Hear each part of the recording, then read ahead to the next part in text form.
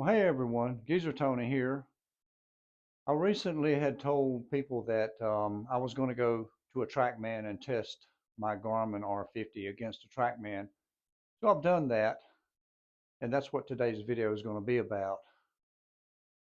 Unfortunately, it was so loud in there with music and other people playing that I couldn't use the audio for that. So what I did was I muted it, and I'm going to voice it over as I go. And since I only had one camera, we had to kind of move back and forth from the numbers on the screen with Trackman to the numbers on the Garmin, which sits right beside of where you hit. So I edited that out, and so I will be calling out the numbers in case there's not enough time for you to really see them. You could stop your video and look at them.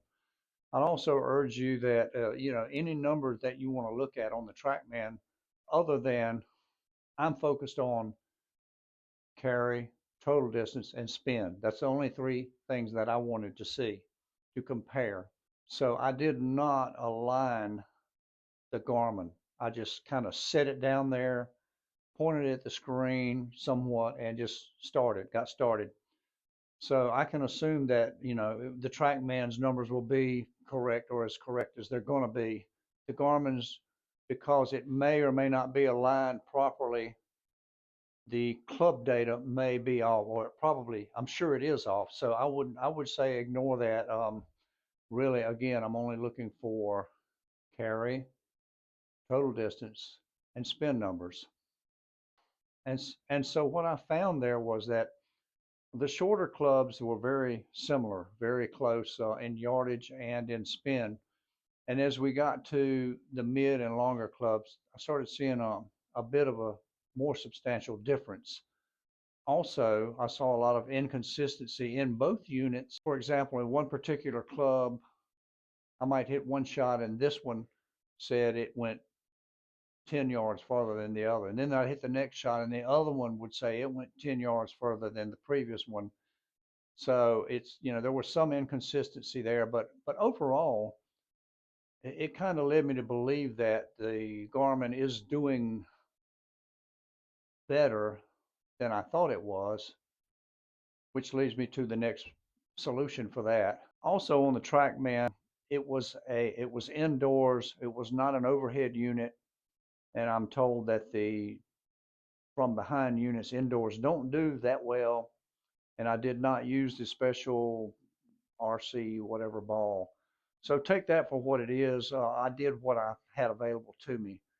So it was really about the comparison. Some of the shots aren't going to be great shots. They're just, some mishits, but it's about the comparison. I feel like the mat that I have here is kind of shortening my distance. I do come into the ball pretty steep.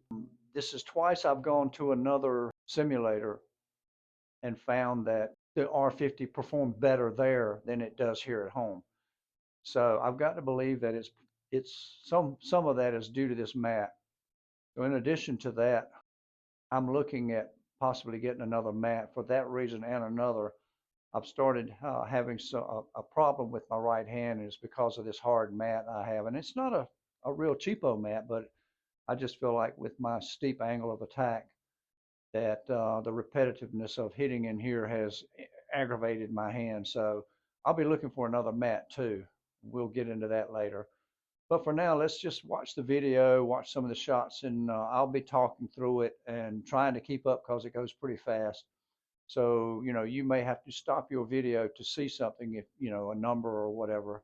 It's a little crude video. And as I said, the music in there was just thumping so loud. It's a wonder I could hit a ball. But the people in there were having fun, and that's what the place was about. So let's get to it and see how this went. Okay, so here we go with the Trackman. I tried to edit one and keep up with each individual shot numbers, and I couldn't keep up. So what I've done is I've averaged them out. They're not exact averages, just approximate averages for each club. We're starting out here with the gap wedge. We're gonna hit I think just 3 shots, I believe.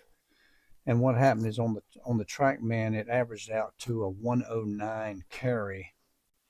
113 total, and the spin was averaged at 9,000. On the Garmin, it averaged to 108 carry, 112 total, and 8,800 spin. So very little difference there, a yard or two and 200 on the spin. Not a big deal at all. I'm pretty happy with that. I did notice though, as we got into some of the longer clubs, the differences started showing up more so. So you may be able to see on your screen the individual shots numbers. It goes pretty quick. If you really wanted to see them, you could stop the video and read the numbers. But again, don't pay any attention on here on the Garmin on the screen now. Don't pay any attention to any of the club data numbers because I did not align the Garmin. I just kind of set it by eye as fast as straight as I could and just started hitting because it was about the difference in the distance for me. So I think this was the last gap wedge shot. Yeah, we're changing now. We're going to go to a 9-iron. I think I only hit 2 shots here, and the average turned out to be from Trackman 143 carry, 148 total, 6,800 spin. Now these irons are loft jack, so really that would be more like an 8-iron number, or but you know, just the number on the bottom. The Garmin average was 143 also, and 151, 3 yards longer and 900 spin, less spin at 5,900. That's probably the difference in the total is the rollout of that less spin. So we're starting to see a little difference there. The carry and the total wasn't bad, but the spin was 900 difference on average. This may be a 7-iron. I can't tell on the screen I'm editing. But in the 7-iron, we averaged on the Trackman 169 carry, 180 total, 5,600 spin. Yeah, we're changing to the 7 now. On the Garmin, it was 172 total, 172 carry, 184 total, 4,400 spin. So now we're seeing a difference of, on average, 1,200 spin. And we're starting to see a lot more, well, not a lot yet, but some more rollout and a little more carry because of it reading less spin than the Trackman. 1,200 average less, that's quite a bit. That's why I think the balls roll out on when I play golf on the greens, is because it's not recording. Well, I don't know if it's recording it correctly or not, but there's not enough spin on that ball to make it stop. So now we're moving to a 5-wood, and the average, I think 2 shots. The average there on Trackman, carry 211, total 235, average spin 3,350. On the Garmin, 204 carry, 220 total, 3,300 spin. So the only difference there was that we got about a 10-yard difference in the average of the total. The spin was very close to the same, and so was the carry was a little excessive on the Trackman. I won't say excessive, but higher than the Garmin. So now we're going to move to the driver. To me, it's a very important club, and I wanted to get some good numbers. So I think I hit 4 shots here, and the numbers were closer than I thought they would be. So that kind of makes me pretty happy. I mean, I'm not sure how good the Trackman's doing, but when I went to the full swing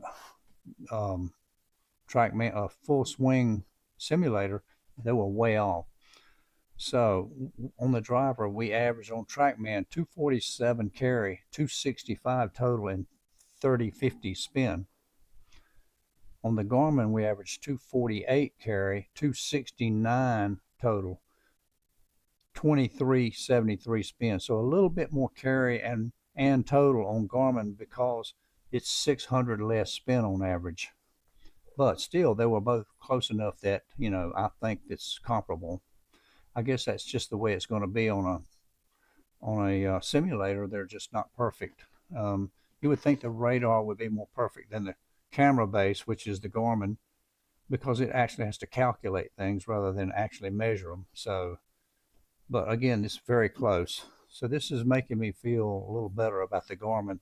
Although then I'm wondering why doesn't it do this at home? So I think I said in the intro we talked about the mat, and I think that's going to be a big factor um, in the difference in here and at home. So I think we're going to 3-wood now. Yeah, going to hit a couple shots there. Trackman averaged 220 carry, 231 total, and 4,000 spin. Garmin averaged 214 carry, 228 total, and 3,400 spin. So less difference, about 600 difference in the spin, and almost nothing on the carry and total averages. Not enough to even think about.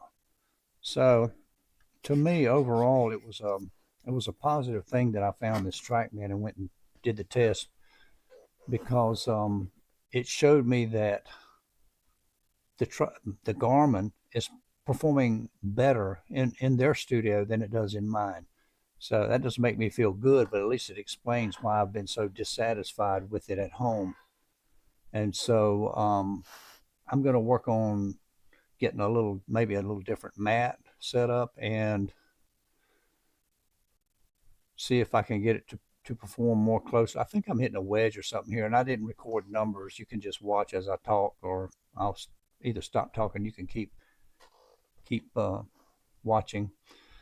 But it made me feel better about the Garmin. So I've still got about a week left to decide if I want to keep it or not. I'm still on the fence, but I'm feeling better about if I do keep it than I was earlier. So that's kind of the net of this whole video. I hope you learned something from this video. And for those of you who have watched the previous ones that saw I was not satisfied, it is getting better. I went back and hit a few more drivers here at the end. I was hitting it pretty good, maybe because I was free swinging, no real target, just hitting it. And so I decided to hammer some really hard ones if I could. And they're really not any better. That one wasn't a great hit, but they're really not any better than the ones that I didn't swing as hard as I could. Let's see what this one does. I think I caught one really good one, maybe the last one. Anyway, just having fun there in the last few minutes before we left.